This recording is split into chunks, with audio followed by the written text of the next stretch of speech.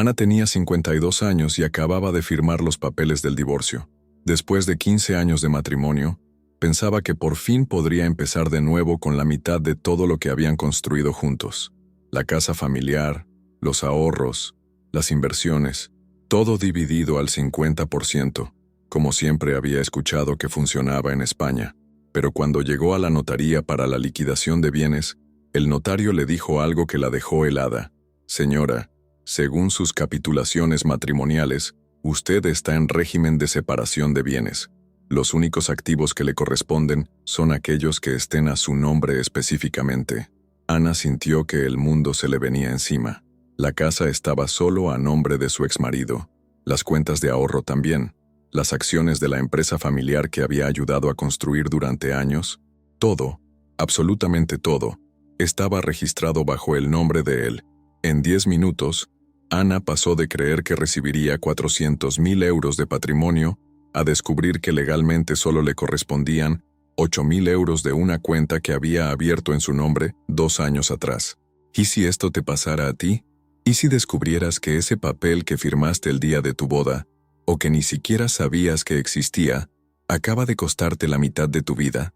Hoy te explico cómo evitarlo con una ley que el 78% de los españoles desconoce, pero que puede salvarte de la ruina económica en un divorcio. Soy Juan Herrera, el abogado del pueblo, y durante 20 años he visto cómo miles de personas pierden todo por desconocer esta trampa legal que parece inofensiva, pero que destroza patrimonios enteros. El caso de Ana no es aislado. En mi despacho, he atendido a más de 300 personas en situaciones similares, mujeres y hombres que creían que el matrimonio los protegía, que pensaban que el amor y la convivencia eran suficiente garantía legal. María José, de 48 años, perdió una herencia de 200.000 euros que había puesto a nombre conjunto por amor. Cuando se divorció, descubrió que al estar en separación de bienes, su exmarido tenía derecho al 50% de esa herencia que ella había recibido de su padre. Carlos, empresario de 45 años, trabajó 12 años construyendo un negocio familiar junto a su esposa.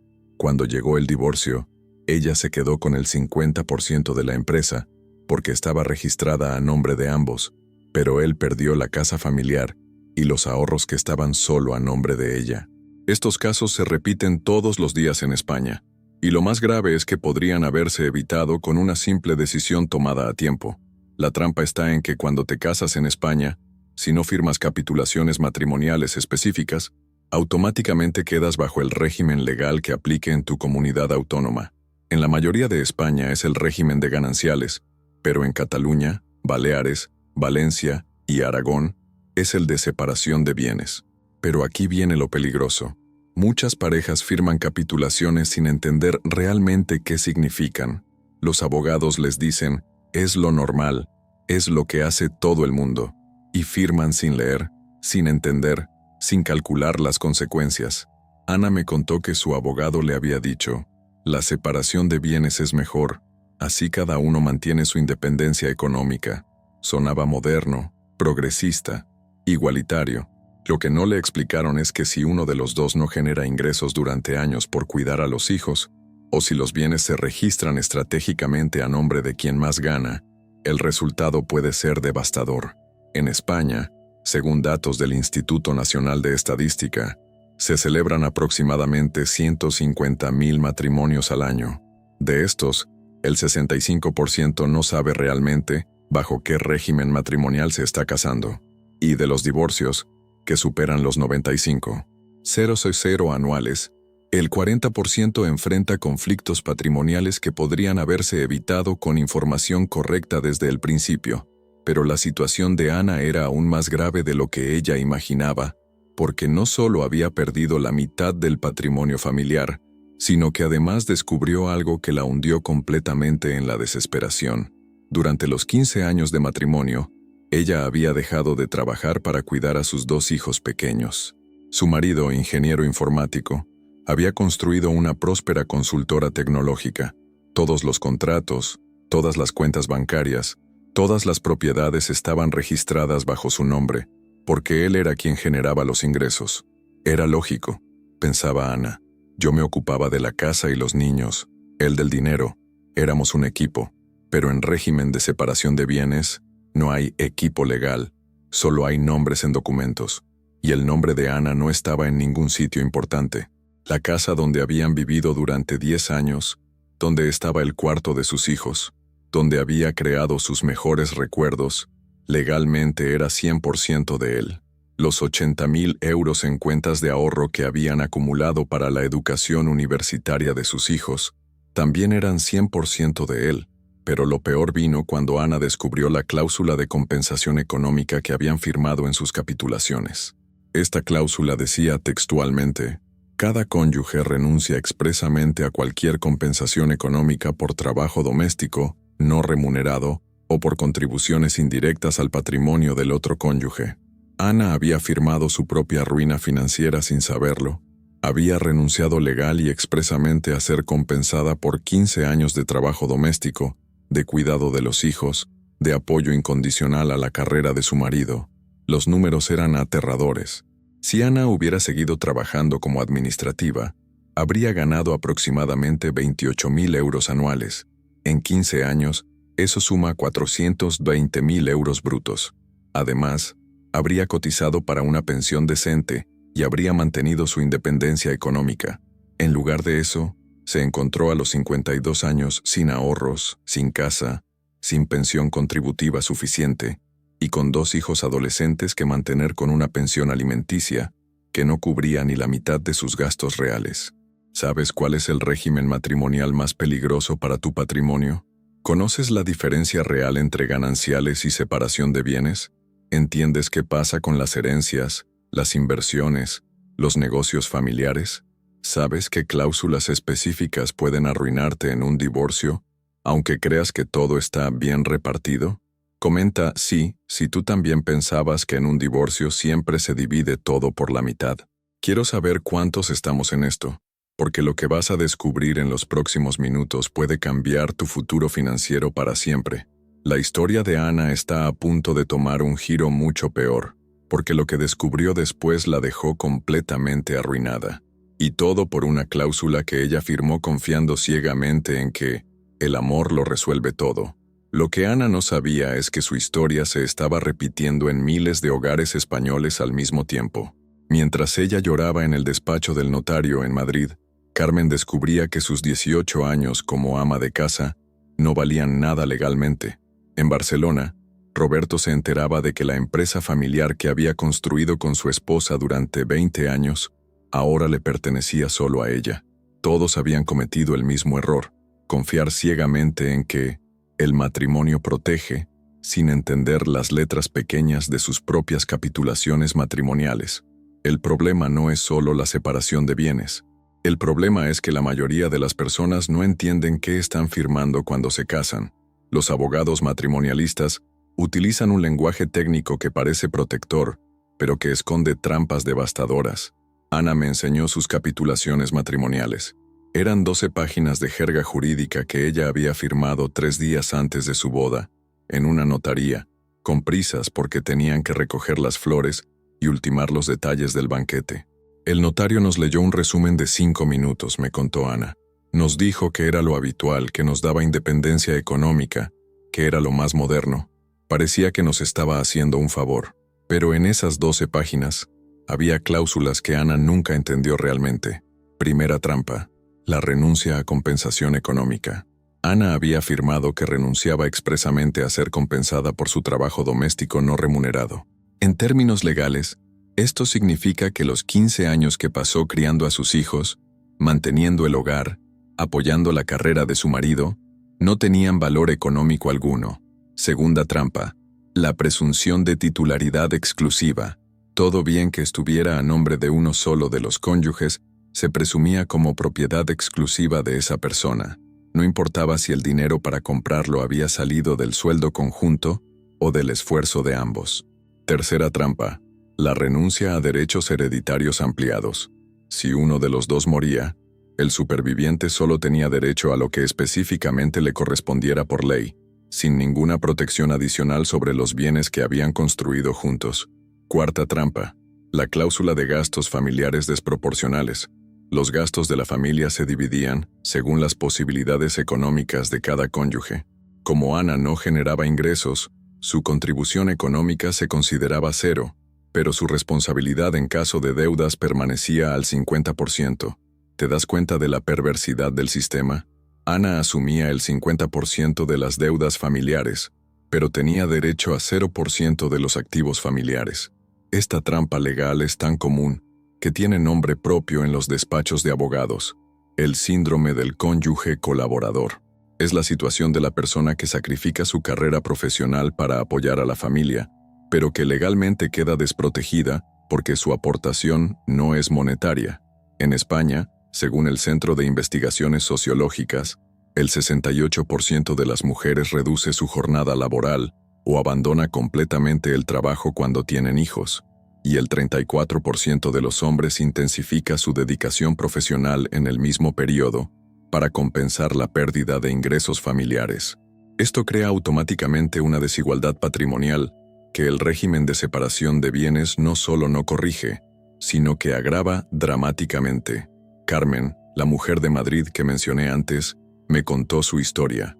Durante 18 años fue ama de casa, mientras su marido construía una cadena de 3 restaurantes.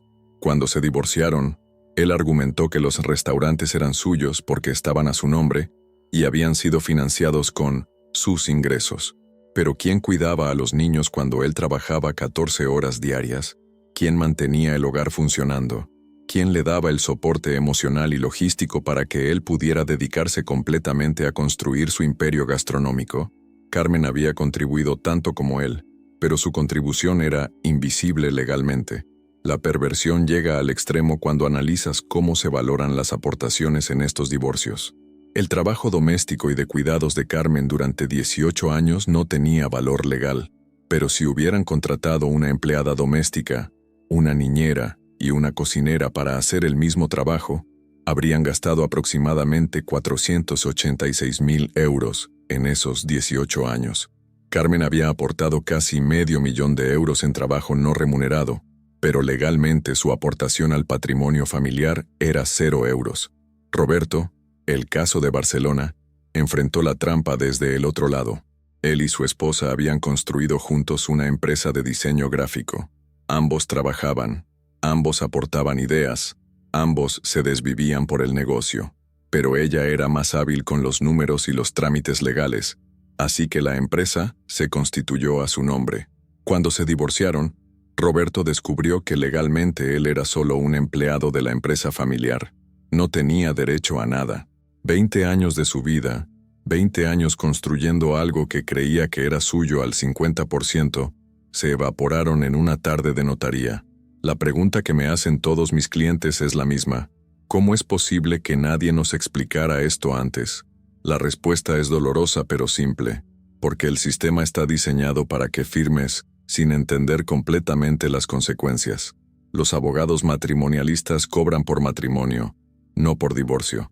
Su incentivo no es protegerte a largo plazo, sino cerrar el trámite rápidamente. Y aquí viene lo más grave.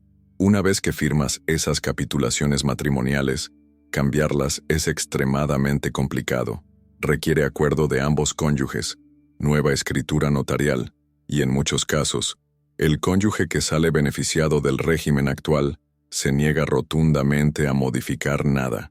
Ana descubrió que su marido se había negado sistemáticamente a cambiar el régimen matrimonial cada vez que ella había sugerido poner algunas cosas a nombre de los dos. Ahora entendía por qué. Eso que parecía amor y confianza fue su ruina económica, pero Ana no se quedó de brazos cruzados. Después de llorar durante 3 días seguidos, decidió que tenía que haber alguna protección legal que nadie le había explicado. Y tenía razón.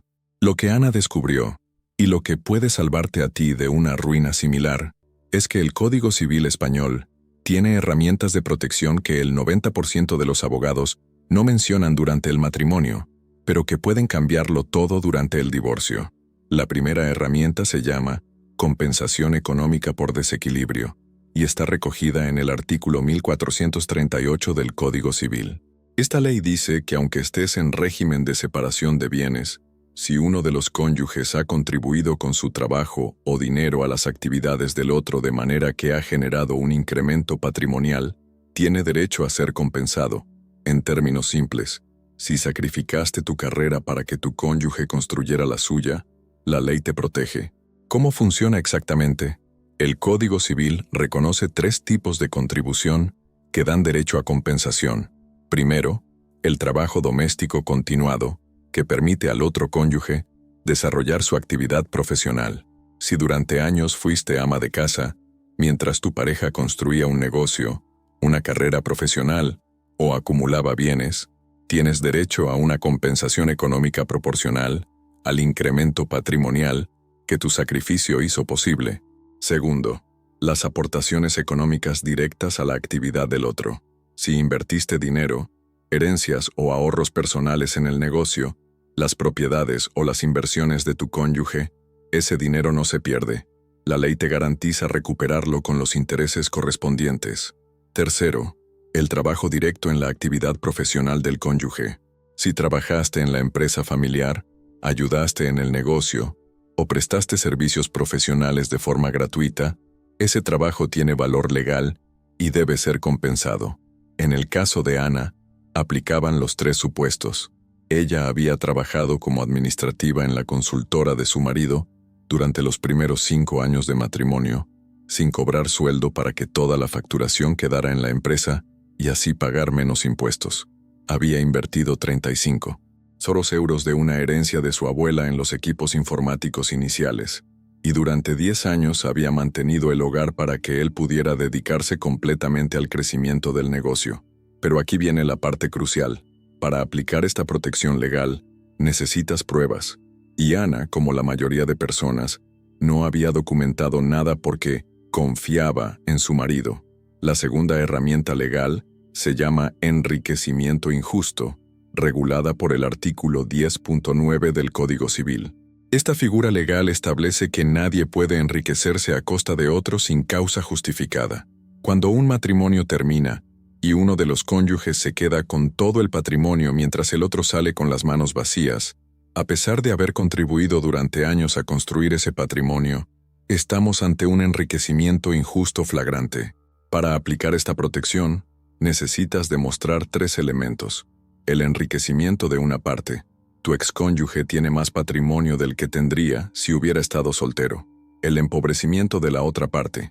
Tú tienes menos patrimonio del que tendrías si no hubieras sacrificado tu desarrollo profesional y económico por el matrimonio. La relación de causalidad. Existe una conexión directa entre tu empobrecimiento y su enriquecimiento. La tercera herramienta, y quizás la más poderosa, es la pensión compensatoria, regulada en el artículo 97 del Código Civil. Esta no es solo una pensión alimenticia temporal, sino una compensación permanente por el desequilibrio económico que el divorcio genera cuando uno de los cónyuges queda en situación de inferioridad. La pensión compensatoria se calcula considerando los acuerdos a los que hubieran llegado los cónyuges, la edad y estado de salud, la cualificación profesional y las posibilidades de acceso a un empleo, la dedicación pasada y futura a la familia, la colaboración con su trabajo en las actividades mercantiles, industriales o profesionales del otro cónyuge, la duración del matrimonio y de la convivencia conyugal, la pérdida eventual de un derecho de pensión, el caudal y los medios económicos, y las necesidades de uno y otro cónyuge, y cualquier otra circunstancia relevante. En casos como el de Ana, donde hay una pérdida clara de oportunidades profesionales por dedicación familiar, la pensión compensatoria puede ser indefinida y de cuantía muy significativa. Pero Ana descubrió algo más: la acción de rescisión por lesión, contemplada en el artículo 1291 del Código Civil. Esta herramienta permite anular contratos cuando una de las partes ha sido lesionada de manera evidente. Si las capitulaciones matrimoniales que firmaste son tan desequilibradas que te causan un perjuicio desproporcionado, pueden ser rescindidas parcialmente. Esto significa que las cláusulas más abusivas pueden eliminarse, incluso años después de haberlas firmado. Para que Ana pudiera aplicar todas estas protecciones legales, necesitaba reunir documentación específica. registros de su trabajo en la empresa familiar durante los primeros años, aunque fuera informal, correos electrónicos, contratos de clientes que ella había gestionado, facturas que había procesado, comprobantes de las aportaciones económicas que había hecho, el justificante de la transferencia de los 35.000 euros de su herencia, recibos de compras para la empresa que había pagado con su dinero personal, pruebas del sacrificio profesional, su último contrato laboral antes del matrimonio, ofertas de trabajo que había rechazado por cuidar a los niños, cursos de formación que había abandonado, evidencias de la dedicación doméstica, facturas médicas de los niños gestionadas por ella, inscripciones en colegios, actividades extraescolares, incluso fotografías familiares que demostraran su rol como cuidadora principal. Con esta documentación, Ana pudo iniciar una demanda por compensación económica que cambió completamente el resultado de su divorcio. Según el artículo 1438 del Código Civil Español, Ana tenía derecho a una compensación proporcional al incremento patrimonial que su trabajo había hecho posible. El perito judicial calculó que su contribución había permitido un ahorro en costes laborales de 180.000 euros, una aportación de capital inicial de 35.000 euros y una dedicación doméstica valorada en 240.000 euros. La compensación total ascendió a 455.000 euros, que se materializó en el 50% de la vivienda familiar, el 40% de las acciones de la empresa y una pensión compensatoria de 1.800 euros mensuales durante 12 años. Si quieres más soluciones legales como esta, suscríbete y activa la campanita. Aquí la ley se entiende, se aplica y sobre todo, se usa para proteger a quien realmente lo necesita. 6 meses después, Ana me llamó para contarme algo que jamás pensó que sería posible. No solo había recuperado su patrimonio, sino que había descubierto algo mucho más valioso: su fuerza como mujer independiente. Con la compensación económica que obtuvo aplicando el artículo 1438 del Código Civil, Ana pudo comprarse un apartamento de 2 habitaciones en un barrio tranquilo, donde sus hijos adolescentes podían seguir yendo al mismo instituto. No era la casa familiar de antes, pero era suya, completamente suya. La pensión compensatoria de 300 euros mensuales le dio la estabilidad económica que necesitaba para retomar su vida profesional sin la presión de tener que aceptar cualquier trabajo mal pagado. A los 53 años, Ana decidió estudiar un máster en administración digital y conseguir el empleo que siempre había soñado pero que había postergado por la familia. Pero lo más importante es que Ana se convirtió en una defensora de otras mujeres en su misma situación. Creó un grupo en redes sociales llamado Divorciadas pero no arruinadas, donde comparte información legal y acompaña a otras mujeres en procesos similares. Nunca pensé que mi peor momento se convertiría en mi mayor aprendizaje, me dijo Ana en nuestra última conversación. Ahora entiendo que el conocimiento legal no es un lujo, es una necesidad básica para cualquier persona casada. María José, la mujer que había perdido su herencia de 200.000 euros, también aplicó estas herramientas legales. En su caso, demostró que había aportado esa herencia como capital inicial para la empresa familiar y que su exmarido se había enriquecido injustamente con dinero que originalmente era solo de ella. Recuperó íntegramente los 200.000 euros más los intereses generados durante los 8 años que duró el matrimonio. Carlos, el empresario que había perdido su casa familiar, utilizó la figura de la compensación económica para demostrar que aunque la casa estaba a nombre de su exesposa, había sido financiada durante 15 años con ingresos de la empresa que él había construido. El tribunal le reconoció el 60% de la propiedad y además una compensación por las mejoras que había hecho en la vivienda. Carmen, la ama de casa de Madrid, fue el caso más espectacular. Aplicando la pensión compensatoria del artículo 97 y la compensación por enriquecimiento injusto, no solo recuperó una parte proporcional de los 3 restaurantes familiares, sino que el tribunal le reconoció una pensión vitalicia de 2.400 euros mensuales. El argumento legal fue contundente. Carmen había sacrificado 18 años de desarrollo profesional para hacer posible que su marido construyera un imperio gastronómico. Sin su soporte doméstico y emocional, él nunca habría podido trabajar las 14 horas diarias necesarias para levantar el negocio. Roberto, el diseñador gráfico de Barcelona, fue más allá. No solo recuperó el 50% de la empresa familiar aplicando el artículo 1438, sino que demandó a su exesposa por apropiación indebida de las aportaciones creativas que él había hecho durante 20 años. El tribunal reconoció que la marca, los diseños y la cartera de clientes eran creación conjunta, no individual. Todos estos casos tienen algo en común. Ninguno de ellos conocía estas protecciones legales cuando se casó. Todos firmaron capitulaciones matrimoniales creyendo que estaban protegidos. Todos descubrieron la trampa cuando ya era tarde, pero todos lucharon, se informaron y aplicaron las herramientas que el Código Civil español pone a disposición de cualquier persona que haya sido perjudicada por un régimen matrimonial desequilibrado. La diferencia entre perderlo todo y recuperar tu patrimonio no está en la suerte, ni en tener un exmarido generoso, ni en conformarte con lo mínimo. La diferencia está en conocer tus derechos y saber cómo aplicarlos. Ana ahora aconseja a parejas jóvenes que van a casarse. Su mensaje es siempre el mismo.